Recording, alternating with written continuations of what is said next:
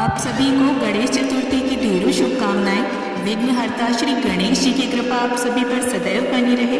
इसी मंगल कामना के साथ आज के इस वीडियो में मैं आप सभी को गणेश चतुर्थी पर गणेश जी की स्थापना और उनके पूजन की बहुत ही सरल और साधारण सी विधि बताऊंगी।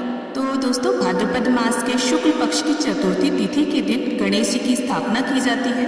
कुछ लोग एक दिन के लिए स्थापना करते हैं, कुछ लोग 3 दिन, 5 दिन, 7 दिन या फिर 10 दिन के लिए भी गणेश जी की स्थापना करते हैं। तो चाहे आप जितने दिन के लिए भी स्थापना कर रहे हो, स्थापना की विधि और पूजा की विधि यही रहेगी।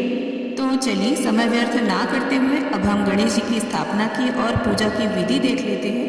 तो देखिए, सबसे पहले तो आप अपने घर में एक पवित्र, साफ सुथरी और एक ऐसी जगह चुन लें जहाँ पर डिस्टरबेंस ना हो, क्योंकि गणेश जी जितने दिन के लिए भी स्थापित रहेंगे उन्हें हिलाया डुलाया नहीं जाएगा स्थापना के बाद। तो यहाँ पर चौकी के ऊपर हमने एक लाल वस्त्र बिछा लिया है और गणपति जी को हमने अलग से आसन दिया है। और इसके बाद देखिए, जो भी आप सजावट करना चाहें वो कर लें। अपने मन मुताबिक आप जैसे भी डेकोरेशन करना चाहें, लड़ियों से, फूलों से या साड़ी या दुपट्टे से, जैसे भी डेकोरेशन करना चाहें वैसे डेकोरेशन कर लें। अब इसके बाद हमें बिना टूटा चावल यानी अक्षत चाहिए होगा और अक्षतों का आसन देंगे हम गणपति जी को। तो देखिए, पूजन में कभी भी हमें टूटा हुआ चावल प्रयोग नहीं करना चाहिए। अब इसके साथ ही गणपति जी की हम एक मूर्ति ले लेंगे मिट्टी की।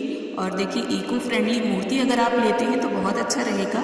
और इस प्रकार से देखिए, गणपति जी को अब हम स्थापित कर देंगे।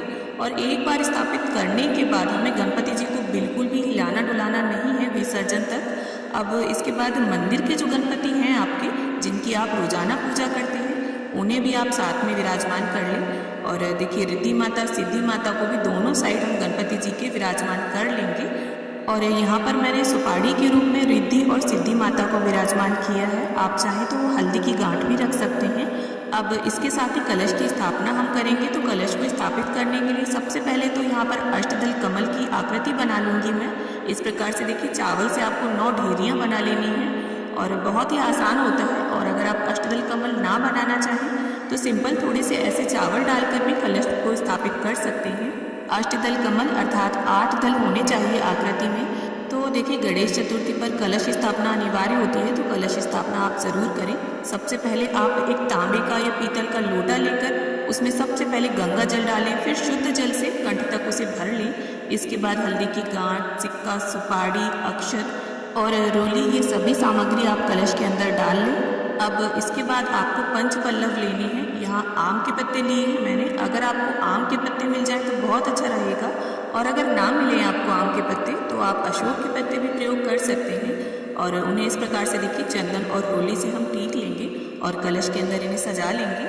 तो अब यहाँ पर कलश के कंठ में मोली यानी कलावा भी हम बांध लेंगे। और अब यहाँ पर रोली या कुमकुम से हम सबसे जो शुभ चिन्ह होता है स्वास्थ्य, उसे बना लेंगे।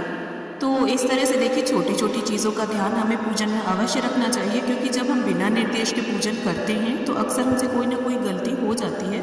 तो यहाँ पर अगर आप चाहें तो सुयोग्य ब्राह्मण को बुलाकर भी स्थापना करवा सकते हैं, अन्यथा इस तरह से देखकर भी आप स्थापना कर सकते हैं। अब इस प्रकार से देखिए, हमें एक जटा वाला पानी वाला नारियल चाहिए होगा। आप हिलाकर उसे देख लें, पानी होना चाहिए उसमें। अब इसके बाद इस प्रकार से हम कलावे को नारियल पर लपेट देंगे। यहाँ पर अगर आप चाहें तो नारियल पर लाल या पीला नया वस्त्र भी बांध सकते हैं। तो यहाँ पर मैंने इस प्रकार से नारियल पर कलावे को अच्छे प्रकार से लपेट दिया है। और अब इस प्रकार से देखिए, नारियल का जो मुख है वो मैं यहाँ पर ऊपर की ओर रख रही हूँ। देखिए, कई लोगों का मानना ऐसा होता है कि नारियल का मुख ऊपर नहीं रखते, लेकिन ऐसा किसी भी प्रकार का कोई शास्त्रोक्त प्रमाण नहीं है। आप नारियल का जो मुख है उसे ऊपर की ओर भी रख सकते हैं, और अपनी ओर भी नारियल का जो मुख है वो नीचे की ओर यानी कलश के अंदर नहीं होना चाहिए। अब इस प्रकार से देखिए, हमने कलश स्थापना कर ली है। बड़े गणपति जी, छोटे गणपति जी, रिद्धि सिद्धि माता सभी को विराजमान कर लिया है। अब एक शुद्ध देसी घी का दीपक प्रज्वलित करके हम रख लेंगे चौकी पर। और इसके बाद गंगा जल और फूल की सहायता से स्नान की भावना से सभी को छींटा दे देंगे। देखिए, यहाँ मिट्टी की मूर्तियाँ हैं तो आपको इसी प्रकार से छींटा देना होगा। अब स्नान के बाद वस्त्र की भावना से यहाँ पर गणपति जी को मैं इस प्रकार से पटका अर्पित कर दूंगी। और रिद्धि सिद्धि माता को, छोटे गणपति को, सभी को हम वस्त्र की भावना से कलावा अर्पित कर देंगे। अब वस्त्र अर्पित करने के बाद देखिए, रोली, कुमकुम, सिंदूर, किसी भी चीज़ से आप गणपति जी का टीका कर सकते हैं। वैसे गणपति जी को सिंदूर का टीका का सबसे प्रिय होता है। तो इस प्रकार से सभी को हमने टीका लगा दिया है और अक्षत अर्पित कर दिए हैं। तो देखिए, गणपति जी को सिंदूर अर्पित करने से मनुष्य के जीवन में भाग्योदय होता है। और देखिए, स्थापना और पूजा करते समय आप मन में गणपति बप्पा मोरया, गणपति बप्पा मोरया या फिर गणपति जी का जो भी मंत्र आता हो आपको, उसका जप करते रहिए, जो भी आपको सरल लगे।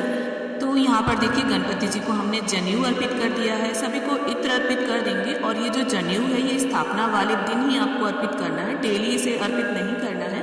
अब इसके साथ ही देखिए, गणपति जी को गुड़हल का फूल बहुत ही ज़्यादा प्रिय है। तो अगर आपको गुड़हल के फूल मिल जाते हैं तो बहुत अच्छा रहेगा, ना मिले तो जो भी लाल फूल हो आप वो गणपति जी को अर्पित करें। और इसके साथ ही गणपति जी के पूजन में धूप घास का बहुत अधिक महत्व है। तो यहाँ धूप घास के 21-21 तार के मैंने पुंज बना लिए हैं, कलावे की मदद से उन्हें अच्छे प्रकार से आप बांध लें और इन्हें अर्पित करें। और देखिए, धूप घास आप किसी भी पार्क से लेकर आ जाएं, धूप घास जो होती है वो बासी नहीं मानी जाती है, आप धुलकर दोबारा उसे चढ़ा सकते हैं। अब इसके साथ ही रिद्धि सिद्धि माता, कलश देव, दीप देव सभी को हम पुष्प अर्पित कर देंगे। तो इसके साथ ही यहाँ पर देखिए, गुड़ नारियल का भोग हमें गणपति जी को अर्पित करना है। इस प्रकार से देखिए, जो गोला होता है उसे आप आधा कट कर लें और उसके अंदर गुड़ रख के और गणपति जी के समीप ही रख दें।